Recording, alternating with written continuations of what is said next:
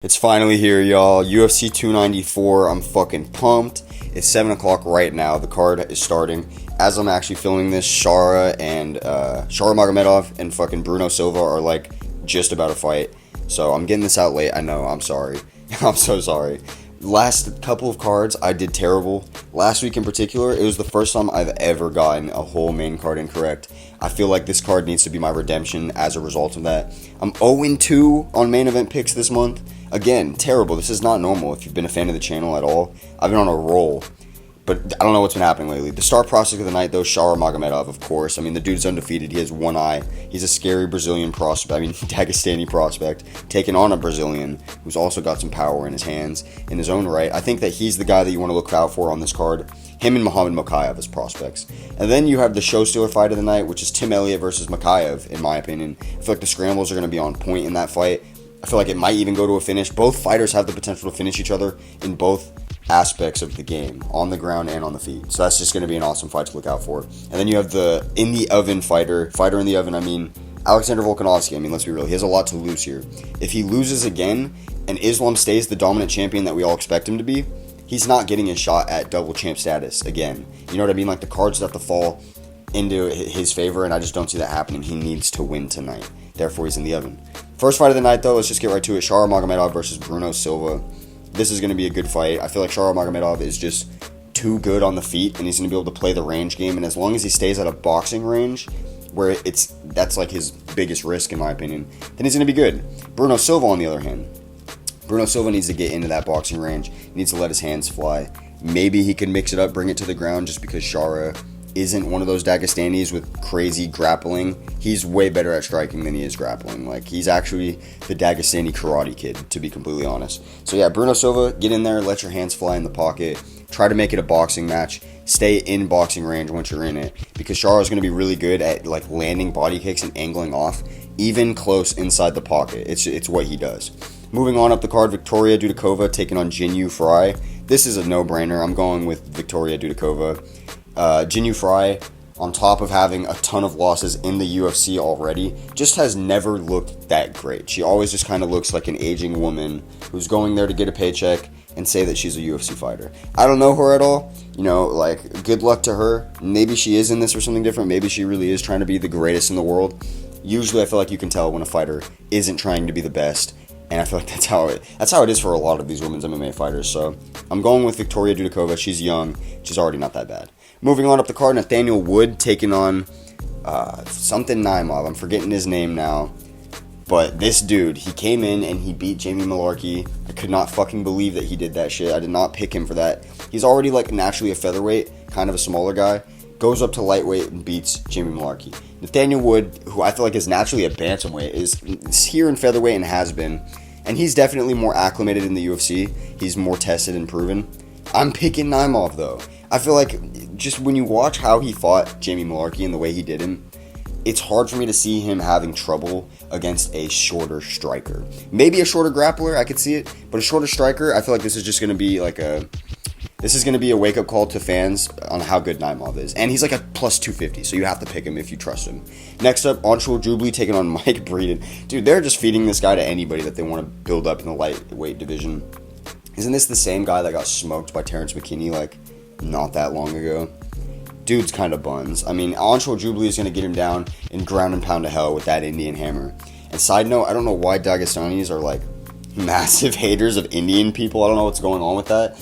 At the press conference, when one reporter was Indian, the crowd went fucking ballistic on him. And I swear when Anshul Jubli came up and weighed in at the weigh-ins, it was the same thing. But I'm picking him.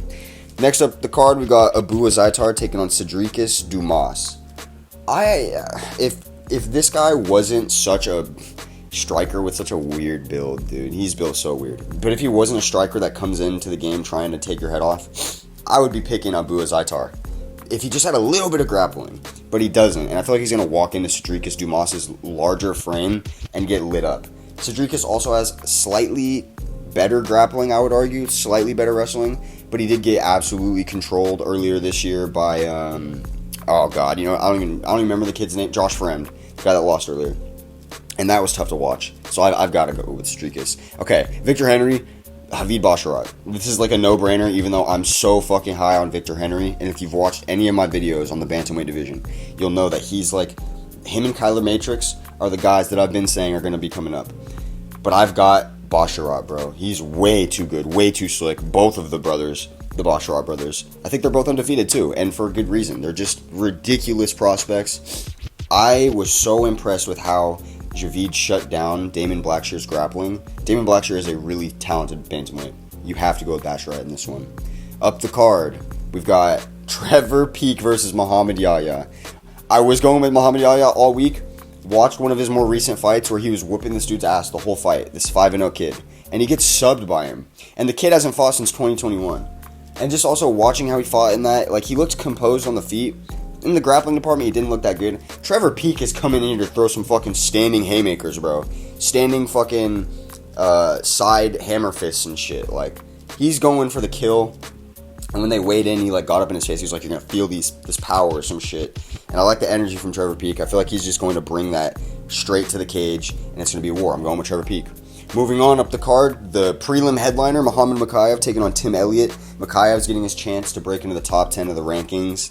And let's be real, this kid is far from good enough. Just on his debut, what he did to Cody Durden, and look at where Cody Durden has gone now in the flyweight division. This man is really, really talented.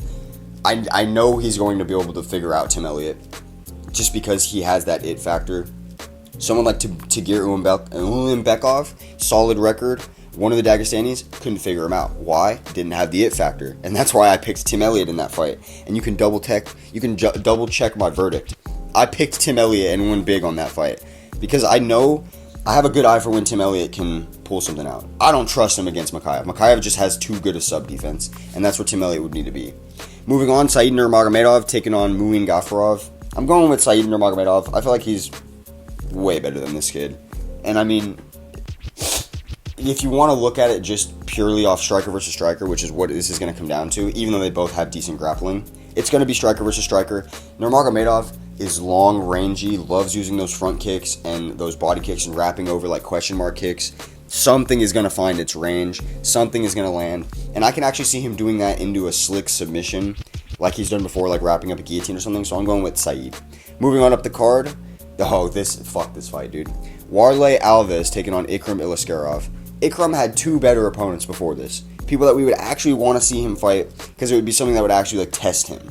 Now we're getting Warley Alves, so I feel like it's going to have 30 seconds of fight in him. It's not the Warley Alves that took on Colby Covington and beat Colby Covington early in his career. It's not that guy. It's not the guy that came out against Munir Lizez and blasted him with body kicks, one after the next until he dropped him. This Warley Alves is going to feel a little bit of Ikram's pressure, a little bit of his power, and he's going to fold. And I can really see him getting finished quick. So I'm going with Ikram Iliskerov.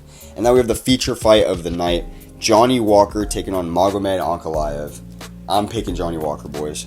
Especially after I saw the weigh-in. Johnny Walker is a giant fucking man. Magomed Ankalaev is probably one of the most technically sharp, if not the most technically sharp fighter in the whole light heavyweight division.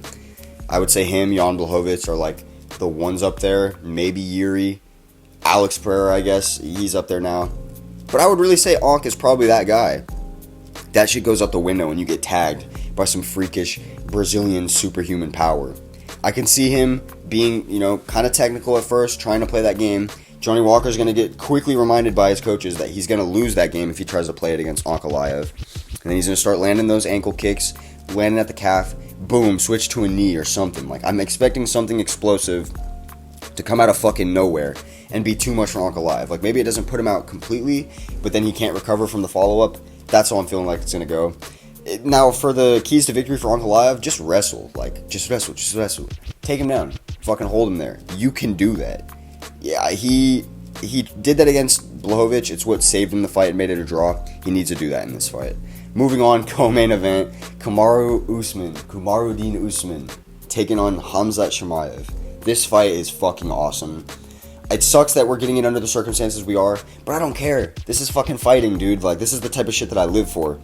I always wanted to see Usman versus Khamzat when Usman was the king of 170, and Khamzat was that guy coming up. Now we know that Khamzat can't even make 170. Dana does not even want him fighting there because he'll just ruin cards. And Usman's knees are getting bad. I don't know if Usman was really going to be going back to 70 anymore. if he was, why didn't he schedule a fight against Bilal or Wonder Boy or something by now? Like, it can't all just be the UFC shenanigans. I think it's partly Usman's. Regardless, though, if you take away his... You can't take away his bad knees and the fact that he's coming in on a week's notice. But he is a king of cardio, and he's also just a guy that gets shit done. Like, I feel like a lot of people are forgetting that he was on a win streak that was about to rival Anderson Silva's. One away from rivaling Anderson Silva's before he lost to Leon Edwards, who on his own was on a crazy win streak. That's the sport, bro. And Usman was winning 4-1. I know it wasn't how it happened in the next fight, but I don't think he took the next fight as serious. I really don't. I think that second, like, that fight that he got knocked out was Usman at his peak. And we're not going to see that again. I don't know if Usman, without being at his peak, can take someone like Chimaev. I'm going to have to side with Chimaev in this as much as I want Usman to win. I'm kind of butthurt that it's not the Brazilian versus Dagestani card that it used to be. That shit was going to be awesome. But you know what? This is low-key better. Volk and Usman, pound for pound greats stepping in. Like, when do you see that happen? I really live for this shit. I think Khamzat's going to come out with his jab, his straight, and his pressure, and he's just going to take a dub, though. Then we got the main event of the night. Islam Makhachev versus Alexander Volkanovski, the rematch. We had this 10 pay-per-views ago. Earlier in the year, it was one of the first cards I've ever covered on my channel, which was awesome. To me, watching it live, I thought, okay, I did it. I fucking predicted Volkanovski to beat Makhachev when nobody was, especially nobody on YouTube. And of course, I was robbed of my moment. Volk was robbed of his moment. Us as fans were robbed of the moment of seeing the true winner win that shit. I've watched this fight probably 5 fucking times now since it happened. 2 times in the last week just to like really get my, like how I felt about it narrowed down. I really think that Islam definitively won a round. I think Volk definitively won a round in that fight. I think both of them have had iffy rounds. The only thing is, Islam's iffy round is a little bit less iffy. That being the round where he controlled him with the body triangle. That's a little bit less iffy as compared to Volk's iffy round, where like it kind of looks like he dropped Islam and like it looks like he did certain damage that he might not have done. It's a hard fight to score. People thinking, oh, just because it's a close fight, it can't be a robbery. You're retarded. I hate when people try to sit by that fucking narrative. You can have a close fight and it still be a robbery. You can have a close fight and the judges still clearly gave the loser the win. And I feel like that's what happened with Islam. Cry about it in the comments if you really fucking truly believe that Islam won. Then give me a good explanation, because people can never explain how. And I want you to explain how the fuck he wins a round holding somebody in a triangle while he's getting punched in the face. Like, genuinely explain it in your understanding of how that would be a win, not just trying to like cope with like, oh, but the criteria and this. Criteria would actually favor Volk in that instance. So it's just, you know, it's a hard fight to score all around. They had a really as competitive as it can get. And Islam, to his credit, did way better in the striking than I would have ever expected. He did. He was landing strikes that I don't think Volk expected him to land, and it's what kept him in the fight. It's what made it such a good fight. What do I pick, though? I'm going Volk again, baby, and I'm putting all my fucking money on it. We bet in the house on Volkanovski. That's my guy. I feel like the odds being stacked against him are only going to make him want to rise to greatness even more. This is like the perfect case scenario. He needs to come out there and swing and bang. Don't get caught up with the grappling or anything like that. Don't get caught up nervous about what he can do or where he can take the fight. You know what you can do now. Put the hands on Islam. And for Islam, if you get him down there, you need to make sure you fucking hold him there and go for that finish, dude. Because that's the only way people will respect you out of this. That's my picks for the card. Sorry they're coming in during the like Jinyu Fry fight. That's when they're going to be posted. But it's okay. It's just 2 fights in. I love y'all. I'll catch y'all for that main event.